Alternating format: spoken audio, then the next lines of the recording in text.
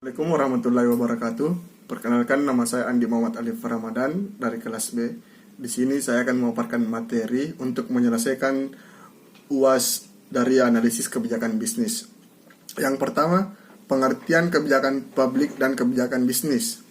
Kebijakan publik merupakan bentuk perwujudan dari sebuah tindakan pemerintah dalam menanggapi sesuatu, bukan semata-mata merupakan pernyataan keinginan pemerintah atau pejabat publik.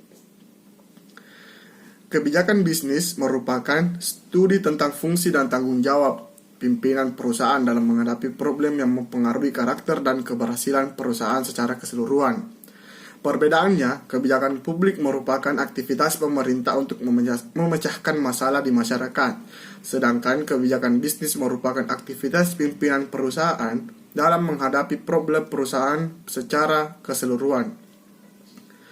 Yang kedua, faktor-faktor yang mempengaruhi kebijakan bisnis. 1. Faktor politik. Dalam perumusan suatu kebijakan, diperlukan dukungan dari berbagai faktor kebijakan, baik aktor-aktor dari kalangan pemerintah, presiden, menteri, panglima TNI, dan lain-lain, maupun dari kalangan bukan pemerintah.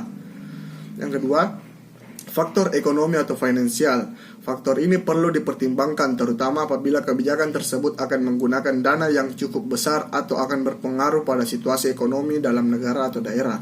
Seperti yang kita ketahui bersama, sejak diberlakukannya otonomi daerah kepada kabupaten kota di Indonesia, sejak saat itu pula semua daerah sudah berlomba-lomba untuk memunculkan ide-ide baru dalam bentuk kebijakan tanpa memperhatikan keuangan daerah. Yang ketiga, faktor administrasi atau organisatoris. Apakah dalam pelaksanaan kebijakan itu benar-benar akan didukung oleh kemampuan administratif yang memadai, atau apakah sudah ada organisasi yang akan melaksanakan kebijakan itu? Selanjutnya, faktor teknologi. Apakah teknologi yang ada dapat mendukung penyelenggaraan pemerintahan? Apabila kebijakan tersebut kemudian diimplementasikan, secara kenyataan teknologi yang ada pada prinsipnya dapat mendukung kebijakan yang dibuat oleh pemerintah. Selanjutnya, faktor sosial, budaya, dan agama. Selanjutnya, faktor pertahanan dan keamanan. Yang ketiga, pengertian strategi dan kebijakan bisnis.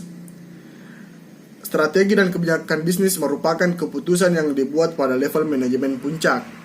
Keputusan yang bersifat menyeluruh ini akan mendasari berbagai keputusan yang bersifat strategis dan tentunya sangat memerlukan kecermatan dalam merumuskan ataupun menjabarkannya. Yang keempat, landasan perusahaan. Pertama, pembentukan visi perusahaan. Yang dimaksud dengan visi perusahaan yakni pernyataan yang menjelaskan bagaimana perusahaan bercita-cita untuk mencapai tujuannya di masa depan. Yang kedua, misi perusahaan. Pernyataan yang berorientasi pada tindakan, menyatakan tujuan layanan suatu perusahaan kepada audiens, yang biasanya mencakup fungsi, tujuan, dan deskripsi umum perusahaan. Yang ketiga, strategi perusahaan. Suatu langkah yang dilakukan oleh perusahaan untuk mendukung aktivitas produksinya sehingga menghasilkan keuntungan. Dari ketiga instrumen ini akan menghasilkan suatu strategi perusahaan yang meliputi bauran produk, target pelanggan, metode produksi, dan berbagai keputusan-keputusan manajerial lainnya. Yang kelima, definisi lingkungan bisnis. Secara garis besar, lingkungan di mana bisnis beroperasi terdiri dari dua kategori, yaitu internal dan eksternal. Internal yang mencakup berbagai faktor di bawah kendali perusahaan, dan eksternal yang mewakili berbagai faktor di luar kendali perusahaan. Yang keenam, menurut saya, strategi pemasaran yang digunakan sebagai kebijakan bisnis adalah kebijakan distribusi atau sales promotion, di mana dalam hal ini menggunakan promosi melalui sosial media atau terjun langsung di lapangan. Kegiatan ini akan terdiri dari pemilihan yang secara tepat dengan keseluruhan distribusi yang digunakan dalam usaha menyalurkan hasil suatu produksi yang digunakan konsumen dengan cara efisien. Agar mendapatkan hasil pemasaran yang sesuai dengan target perusahaan, ini memungkinkan kalau pemasaran yang dilakukan dalam sosmed atau sosial media bisa menjadi lebih baik. Tentu saja ini menjadi salah satu kebijakan yang sangat penting untuk proses pemasaran sebuah perusahaan. Yang ketujuh, pertama itu meminta semua unit bisnis untuk menyerahkan laporan bulanan tentang status penjualan dan biaya untuk setiap line produk termasuk tren dalam beban. Yang kedua, meminta semua unit bisnis untuk menyediakan laporan tahunan yang menyajikan laba operasi, biaya, dan beban sebagaimana juga aset yang dapat diidentifikasi.